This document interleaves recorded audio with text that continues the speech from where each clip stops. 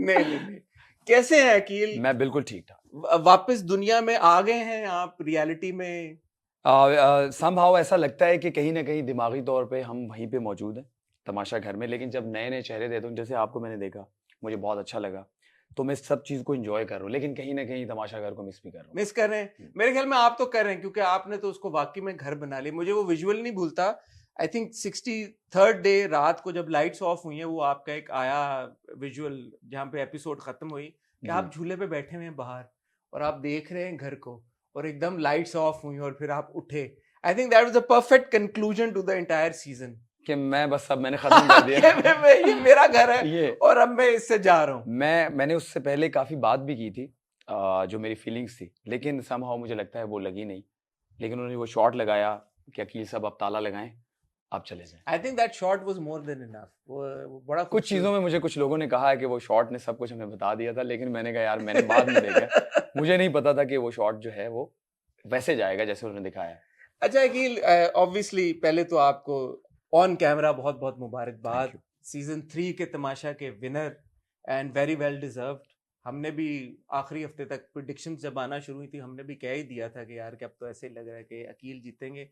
लग भी रहा था और हम चाहते भी थे कि आप ही जीतें, तो आपको दोबारा बहुत बहुत मुबारकबाद। थैंक यू सो मच, आपका बहुत शुक्रिया। लेकिन अगर हम तमाशा से निकलें और थोड़ा सा पीछे जाएं और फिर वापस तमाशा पे आएंगे, थोड़ी अपनी पर्सनल लाइफ के बारे में इफ यू माइंड शेयरिंग, थोड़ा हमें बताएं। कहाँ से ताल्लुक, पैदाइश कहाँ पे हुई, अपब्रिंगिंग कहाँ पे हुई? क्योंकि अब जो लड़कियां जो रिश्ते भेज रही हैं, उनको बायोडाटा पूरा मिल जाए ना, ताकि आसानी हो जाए उनके लिए।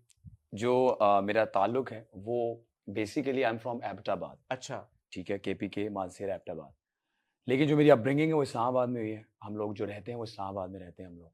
और जो मैंने करियर का आगाज़ किया वो 2015 में मैंने जो है वो स्टार्ट किया। मैंने एक फ़िल्म की थी 2016 में, जो अनफॉर्चुनेटली आ नहीं सकी। आई नहीं वो फिल्म? आई नहीं, और कोई प्रॉब्लम हो गया था डायरेक्टर एंड जो भी प्रोड्यूसर्स थे उनके ये भी प्लीज, सॉरी बात काट रहा हूँ, कंफर्म कर दें, प्रोड्यूस आपने खुद की थी? नहीं यार ये जो बात है कि पैसा आप खुद लगाते हैं अपनी फिल्मों पे, इसको भी क्लैरिफाई कर दें। इतना पैसा सर मेरे पास होता तो मैं आप तमाशा में ऐसा नहीं हो सकता। मेरे पास इतना पैसा नहीं है, लेकिन तमाशा के बाद बहुत आ गया। लोगों ने वोट तो दिए, लेकिन इमदाद भी दी है मेरे साथ। तो 2016 में मैंने पहला प्रोजेक्ट किया था जो कि इंडियंस के साथ था। एक फिल्म थी जो लाहौर में बन रही थी, और उसकी जो प्रोडक्शन टीम थी वो इंडिया से आई थी, जो डायरेक्टर थे और जो कोरियोग्राफर्स थे वो इंडिया से आए थे। माइंड शेयरिंग को शोर शराबा के नाम से थी। अच्छा। ठीक है, और महेश भट्ट के पैनल पे थे, हसनैन हैदराबाद वाले थे। अच्छा। रेशमा खान थी, जो इंडियन बहुत मशहूर कोरियोग्राफर्स हैं, उनमें से उनका एक नाम है, रेशमा खान थी। उनके साथ मेरा था, और मैंने जो सीखा है वो ऑन सेट ही सीखा है। मैंने कुछ स्टडी नहीं की कि कैमरा की या फिर कोई इस तरह की कोई भी स्टडी मैंने नहीं की, लेकिन मैंने ऑन सेट उन लोगों ने मुझे सिखाया। और उसके बाद जो है मेरा स्टार्ट शोर हुआ। शराबा रिलीज हो गई थी? आई एम सॉरी नहीं, कि मैंने वो देखी, नहीं हुआ था। वो भी नहीं हुई? वो नहीं हुई थी। आई गेस उसके अंदर कोई प्रॉब्लम आ गया था एंड टाइम पे, तो वो नहीं हो सकी। तो उस वक्त आई रिमेम्बर कि मैं बहुत सैड था। मतलब उसके अंदर मैंने बहुत मेहनत की थी, तो मुझे लगा कि यार अब क्या हुआ। लेकिन जो मेरे मेंटोर है उन्होंने कहा कि यार ज़िंदगी में अभी बहुत सारी चीज़ें आपकी आनी है। मैंने कहा सर क्या बात कर रहे हैं आप, इतनी मैंने मेहनत की, इतना जो है वो मैंने टाइम दिया, और वो मेरी जो चीज़ है वो आई नहीं। तो उन्होंने कहा ज़िंदगी में बहुत चीज़ें आनी है, मेरी बात मानो, बस अपने ऊपर कॉन्फिडेंस रखो, अपने आप को वक्त के साथ ग्रूम करो, इंशाल्लाह मिलेगा चांस। 2016 के बाद फिर एक फिल्म थी शेर दिल, जो ARY की थी। जी बिल्कुल। उसके अंदर मैंने हरीजीत सिंह का एक कैरेक्टर था, जिसमें मेरे सर पे टर्बन है। Yes yes yes. अच्छा अच्छा। तो वो मैं था, जो लड़का हरीजीत सिंह उसके अंदर, शेर दिल फिल्म के अंदर। अच्छा अच्छा अच्छा अच्छा। पंजाबी गाय जो एयरफोर्स में आपने देखी होगी। मैंने शेर दिल देखी थी मैंने सर। आप आई थिंक प्रीमियर पे भी आए थे। जी जी जी जी जी। तो वो मैंने फिल्म की, उससे मुझे काफ़ी जो है वो चीज़ें सीखने को भी मिली और आगे काम मिला। फिर एक फिल्म थी थोड़ी सेटिंग थोड़ा प्यार, ओके। जो कि एज मेरी जो मेन लीड फिल्म थी वो थोड़ी सेटिंग थोड़ा प्यार थी। उस फिल्म के बाद मुझे एक टीवी कमर्शियल मिला जो नीलम मुनीर के साथ था, एक टी ब्रांड है उसका। उसके बाद मेरा ये सफ़र चलता रहा। कुछ लोग कहते हैं कि मैंने नहीं की फिल्म्स और चीज़ें। आज नाम के साथ बता दे, चौथी कौन सा? आपने कहा 4 फिल्में की। एक और है उफ ये सालियां, जो अभी तक रिलीज नहीं हुई। जो 2 रिलीज नहीं हुई 4 में नहीं से? नहीं, हाँ 4 में से एक 2 हुई थी, शोर शराबा हुई थी, लेकिन वो प्रॉपर रिलीज नहीं हुई थी, उसको मैं रिलीज नहीं कहूंगा। ठीक है, लेकिन IMDb के ऊपर 3 फिल्में आ रही हैं, चेक करें। तो वो की मैंने। फिर जो है क्योंकि मैं साथ बिजनेस करता हूँ इस्लामाबाद अच्छा। के अंदर, छोटा मोटा बिजनेस करता हूँ, और मुझे शुरू से उसकी ये था डिटेल्स मैं नहीं पूछूंगा वो नहीं प्रमोशन लड़- आप नहीं करेंगे मेरी नहीं, अच्छा नहीं प्लीज, मैं तो इसलिए कहता शायद टू पर्सनल हो जाए, बट प्लीज नहीं मैंने साथ जो है वो बिजनेस अपना स्टार्ट किया अच्छा, क्योंकि मुझे पहले से ही लगता था कि यार मुझे शोबिज में जाना है तो मुझे एक इनकम Backup सपोर्ट होना चाहिए, बैकअप चाहिए, क्योंकि अगर मैं जॉब करूंगा तो लोग मुझे जाने नहीं देंगे शूटिंग्स के ऊपर और इस तरह। तो फिर मैंने वो बिजनेस किया, मैं फिल्म्स करता था, अपने बिजनेस को टाइम देता था, फिल्म्स करता था अपने बिजनेस। आपको पता है फिल्म का एक स्पेसिफिक टाइम है बिल्कुल कि बिल्कुल 60 डेज शूट है या 40 डेज शूट है, उसके बाद आप अपना काम कर सकते हैं। लेकिन ड्रामा के अंदर आपको पता है 9 to 5 वो लंबी कमिटमेंट है।